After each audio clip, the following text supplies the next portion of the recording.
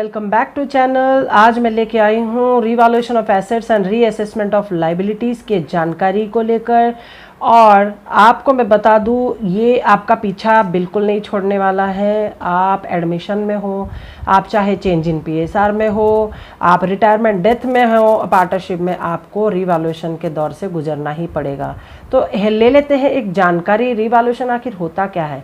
जी हाँ, जब भी कभी पार्टनरशिप में चेंज इन पीएसआर होता है तब पार्टनर्स क्या करते हैं, सारे एसेट्स और लाइबिलिटीज़ का फिर से रिवैल्यू एंड रीअसेस करते हैं। तो इससे अगर कोई फ़ायदा मिलता है तो पार्टनर आपस में बांट लेते हैं, और इससे अगर कोई नुकसान होता है तो भी पार्टनर्स आपस में बांट लेते हैं। तो देख लेते हैं। मान लीजिए आपके पास एक बैलेंस शीट है, पुरानी बैलेंस शीट पिछले साल की, और इस साल पार्टनर्स अपना पीएसआर बदलने वाले। PSR means profit sharing ratio. तो अगर पिछले साल में एसेट में जो वैल्यू है, अब वो एसेट का वैल्यू बढ़ गया है, करंट में रीवैल्यू हुआ, तो पता चला कि पिछले साल बैलेंस शीट में 1 लाख था, अब 1,20,000 हो गया। तो जितने अमाउंट से बड़ा है, जो difference of amount will be transferred to revaluation account. Okay, so 1 lakh था, अब 1,20,000 हो गया है। तो 20,000 जो है वो हमारा फ़ायदा हो रहा है। तो हम यहाँ क्या करेंगे, पहला for increase in the value of asset, अब करेंगे asset account debit to revaluation. यहाँ पे अमाउंट लिख लेंगे 20,000। ठीक है। वैसे ही for decrease in the value of asset, मान लीजिए 1 लाख था, अब 80,000 हो गया, तो 20,000 से वैल्यू गिर गया, तो आप रिवैल्यूएशन अकाउंट को डेबिट कर देंगे।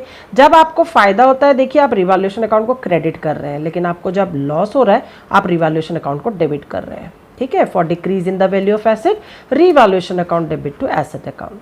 For increase in the value of liabilities, revaluation account debit to liabilities. मान लीजिए सन्ड्री क्रेडिटर पहले 5,000 थे, अब 7,000 हो गए, तो 2,000 से बढ़ गए, हमारा लॉस 2,000 और बढ़ गया, तो हम क्या कर लेंगे, revaluation account debit to creditor.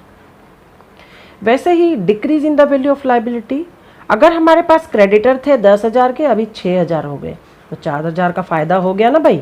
तो जैसे ही इस तरह का कोई फ़ायदा होगा, आप सीधा सीधा क्या करेंगे, लाइबिलिटीज़ को डेबिट करेंगे और रिवैल्यूएशन को क्रेडिट करेंगे। जब भी हमें फ़ायदा हो रहा हम रिवैल्यूएशन को क्रेडिट कर रहे हैं, जब भी हमें नुकसान हो रहा हम रिवैल्यूएशन को डेबिट कर रहे हैं। इसका मतलब रिवैल्यूएशन इज नॉमिनल अकाउंट, और डेबिट कब होता है, लॉसेस एंड एक्सपेंस के लिए, क्रेडिट कब होता है, gains and profit and incomes के लिए। और उसके बाद बात कर लेते हैं for on recorded asset now recorded. Unrecorded asset कभी रहता है जो कि पुराने बैलेंस शीट में लिखा नहीं है, पर पार्टनर्स चाहते हैं नए बैलेंस शीट में उसको लिखेंगे, तो वो भी एक फ़ायदा हो रहा भाई। उसके लिए आप क्या करेंगे, on recorded asset debit to revaluation. तो ये थे कुछ गिने चुने रिवैल्यूएशन अकाउंट। अब कुछ और, जिस तरह ऑन रिकॉर्डेड एसेट से हम क्या करते हैं, on recorded asset to revaluation करते हैं, वैसे अनरिकॉर्डेड लाइबिलिटी अगर टू बी रिकॉर्डेड होगा तो हम उसको रिवैल्यूएशन टू अनरिकॉर्डेड लाइबिलिटी करेंगे, क्योंकि लाइबिलिटी बढ़ना यानी कि एक तरह का नुकसान ही होने वाला है।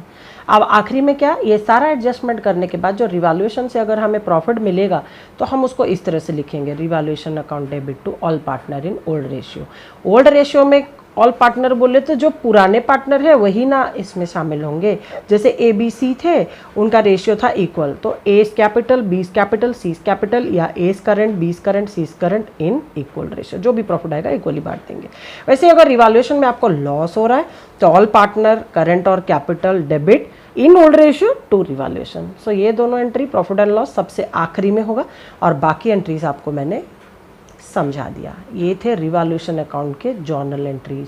अब बात करते हैं लेजर अकाउंट की। रिवैल्यूएशन अकाउंट जो है वो एक लेजर फॉर्म है रिवैल्यूएशन से रिलेटेड जर्नल एंट्रीज का। Very simple. आप इसके क्रेडिट साइड में अगर नज़र दौड़ाएंगे तो सारे फ़ायदेमंद चीज़ें हैं, यानी कि increase in asset, decrease in liability, unrecorded asset to be recorded, ये सब। लेकिन लॉस भी हम क्रेडिट साइड में लिखते हैं। ठीक है, लॉस क्रेडिट साइड में लिखते हैं, यानी कि जाहिर सी बात है अगर रिवैल्यूएशन अकाउंट का डेबिट बैलेंस शो करता होगा रिवैल्यूएशन अकाउंट तो हमें लॉस प्राप्त होगा। वैसे ही come to the debit side में आप देख सकते हो रिवैल्यूएशन अकाउंट में कि सारे लॉस या एक्सपेंसेस को हम लिख रहे हैं, जैसे कि decrease in asset, increase in liability, unrecorded liability etcetera. साथ ही साथ आखिरी में प्रॉफिट ऑन रिवैल्यूएशन को भी हम डेबिट साइड में लिखेंगे। आपको यहाँ पे मैं जानकारी के लिए बता दूँ, रिवैल्यूएशन अकाउंट एक नॉमिनल अकाउंट है। अगर इसमें हम क्रेडिट बैलेंस देख रहे तो रिवैल्यूएशन प्रॉफिट होता है, और अगर हमें डेबिट बैलेंस मिलता है तो रिवैल्यूएशन लॉस होता है। लॉस या प्रॉफिट एक साथ में केवल एक ही आएगा, दोनों नहीं आएंगे। ठीक है, सो ये फॉर्मेट था। आपका रिवैल्यूएशन अकाउंट का और रिवैल्यूएशन जर्नल एंट्री का। स्टूडेंट्स, उम्मीद करती हूँ आज का ये वीडियो आपको पसंद आया होगा। अगर मेरे वीडियो आपको पसंद आया तो चैनल को सब्सक्राइब करिए, मेरे वीडियो को लाइक करिए और साथ ही साथ अपने फ्रेंड्स के साथ शेयर करें। Thank you. Tell me pretty lies, look me in the face, tell me that you love me, even if it's fake.